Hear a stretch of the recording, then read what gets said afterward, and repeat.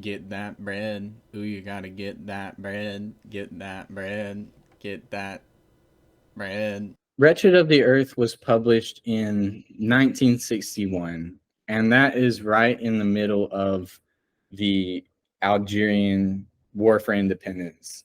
In 1943, there was a manifesto of the Algerian people that was published, and they were demanding autonomy, not independence, but just a certain level of like local control within the state.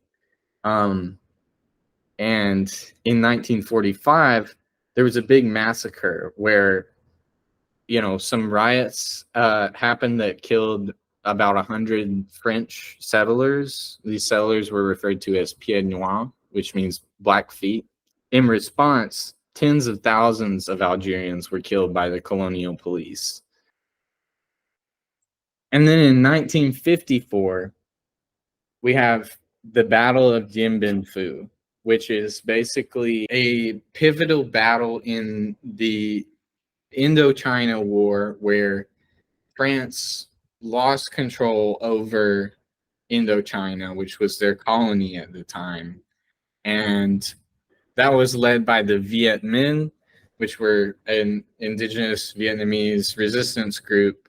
And they won. And they won by basically staging a conventional battle where they could win. So most of the time they were guerrilla, they were practicing guerrilla war and harassing the French occupiers, in hit and run kind of ways. So the French came to think that that was all they had. That was all that they could do.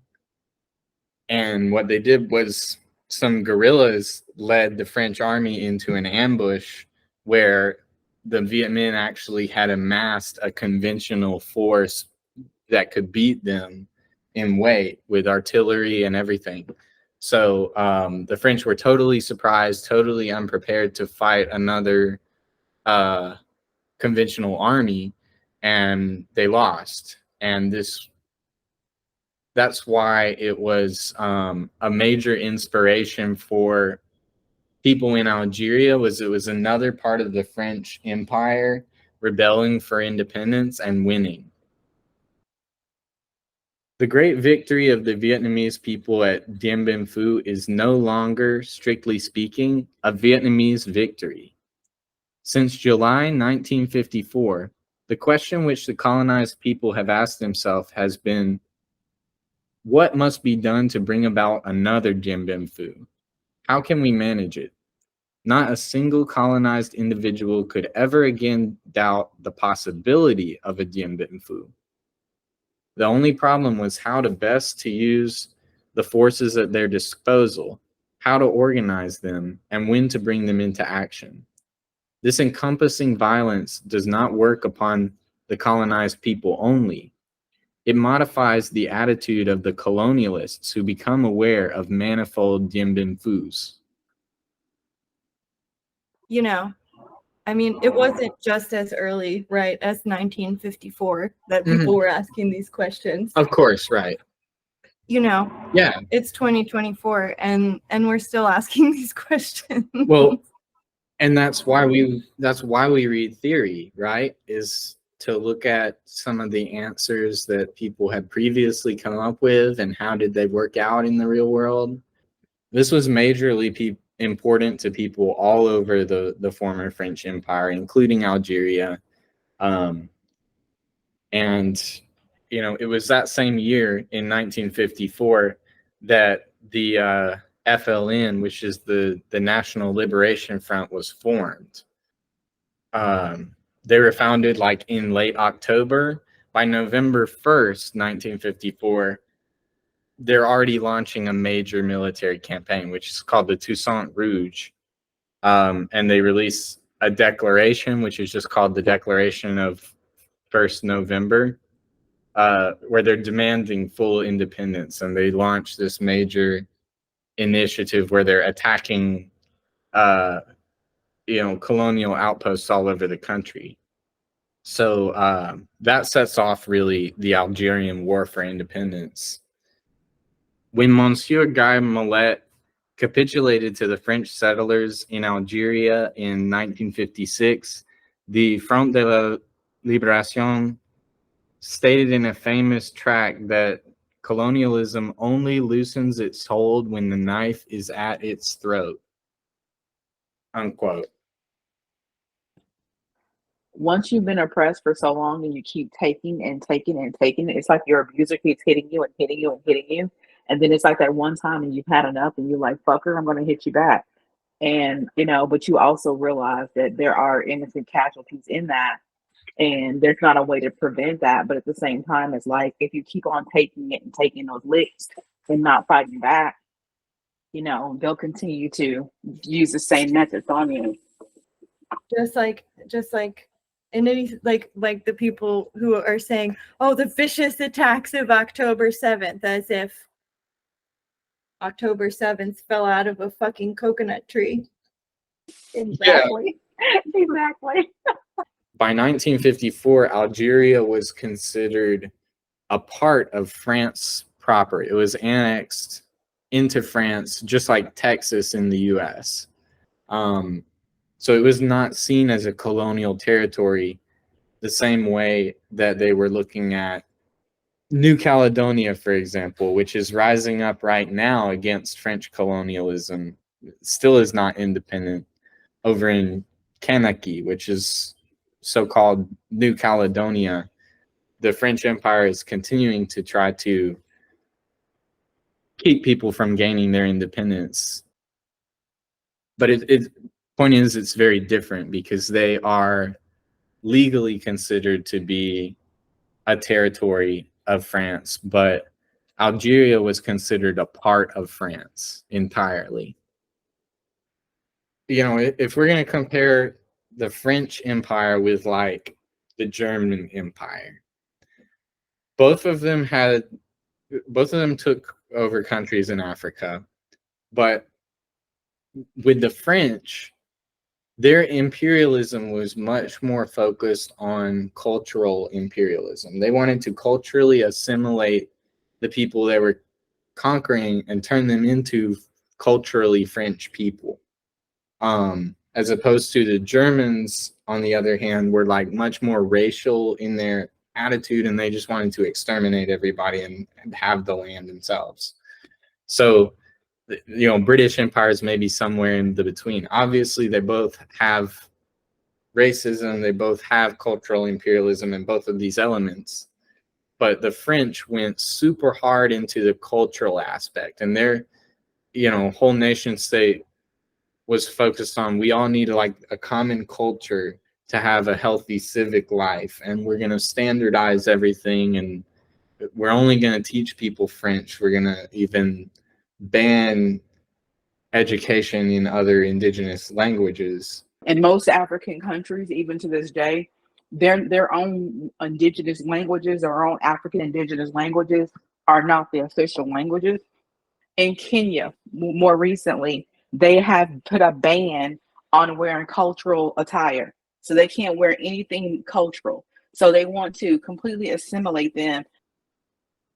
That's something to keep in mind with Algerian history, and really most of the former French Empire, that like they were trying really hard to reform the education system in a way that got rid of ancient traditions and substituted the French worldview.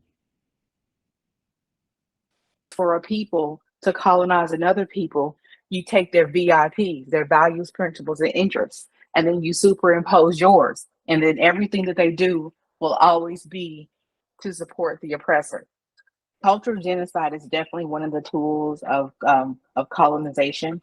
And that's why to this day that there are people, even on the continent of Africa, who've always been there, and they demonize their own ancestors, but they will praise, these so-called heroes and sheroes that look absolutely nothing like them, that have committed crimes against humanity. Even, when Elizabeth died, there were people on the continent that were crying and praising that that, you know, here it is. She was an original colonizer, mind you. You know, she committed so many type of crimes against humanity.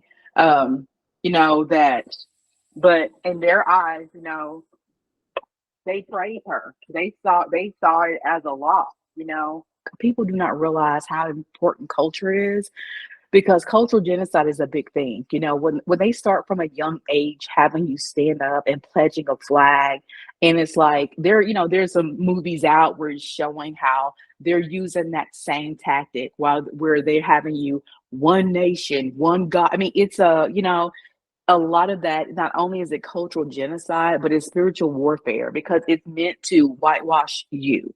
It's meant to absorb your culture and have you guys believe in this one authoritarian culture and power.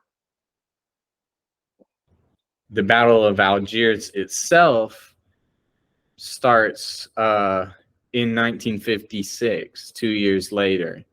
And this was sort of the French's attempt to come back after being, you know, you could compare the Toussaint Rouge to sort of the Tet Offensive later, where it caught the colonial forces completely off guard, and it was just this massive military initiative that gained ground for the insurgents. That happened in 1954, and by 1956, the French government is pissed because of this, and they have to stop it somehow. So after doing some massacres and some different things, they start the Battle of Algiers by moving in lots of police and trying to occupy the city. In 1961, there is a massacre in Paris of Algerian protesters for independence by the police. There's something called the Evian Accords, where in the town of Evian, there was an agreement made between the insurgents and the mayor. This is Monsieur Guy Mollet. In 1962, he signs these Evian Accords, which are basically compromising with the rebels, like, you know, basically trying to preserve his own self by giving them some things. And by doing that, he ran afoul of the French far right, and he was actually assassinated by the OAS for signing that agreement. Okay. Quote, "The assassination of the mayor of Evian can be likened to the assassination of Ali Boumengel in its method and motivation. For the colonists, the alternative is not between an Algerian Algeria and a French Algeria, but between an independent Algeria and a colonial Algeria." Unquote. Because, I mean, whether or not it's like independent in the eyes of the law, like if they can culturally genocide it, so it's still like French culturally, they would still feel like that's a win. I heard that even nowadays, like in Algeria, like it's mainly like French shops and French, like, you know, like people dress Frenchly and like people still speak French even. So, you know, whether or not it's like a state or not, like it's different from like the cultural genocide that happened. Maybe he means to say here is just like the viewpoint, right,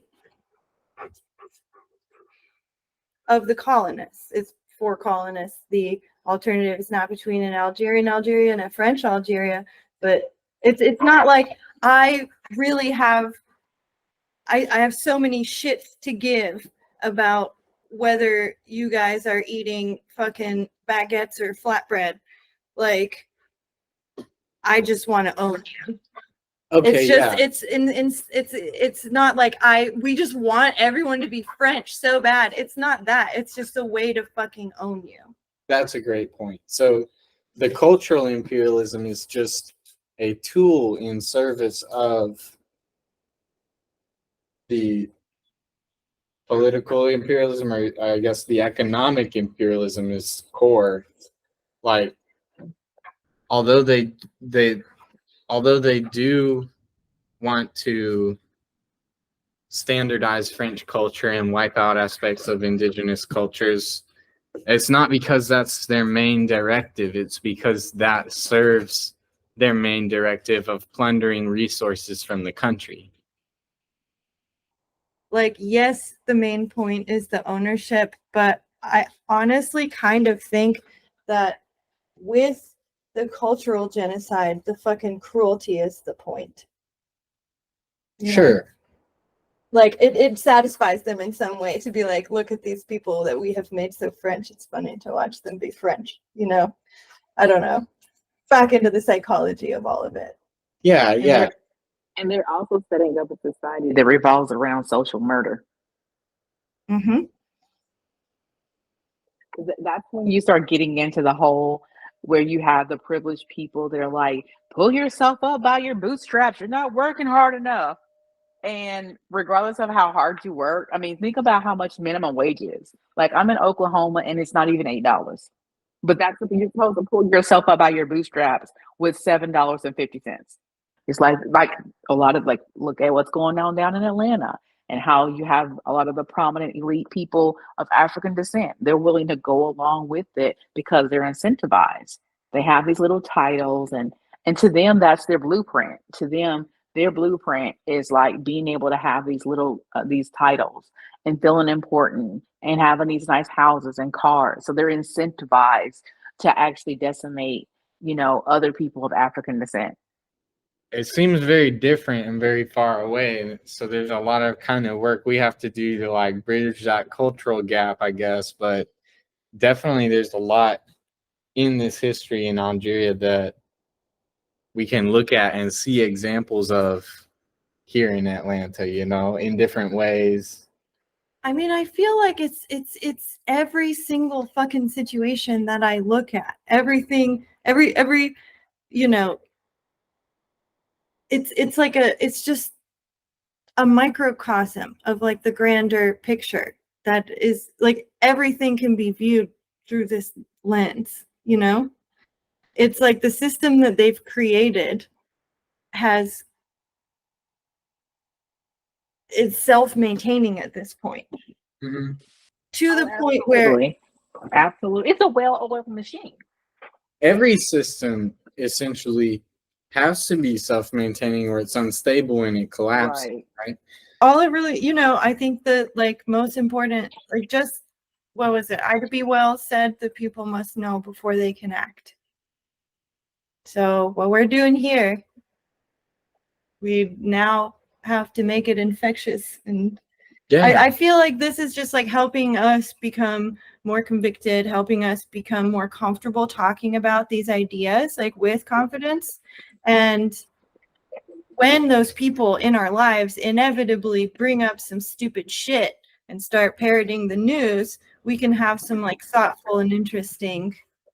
Right. And I think what a lot of people also don't understand, and I really didn't have a full grasp of it myself until I probably want to say within the last 2 years is that there's a big difference between reading and studying. Definitely. I feel like there's a common feeling of like that.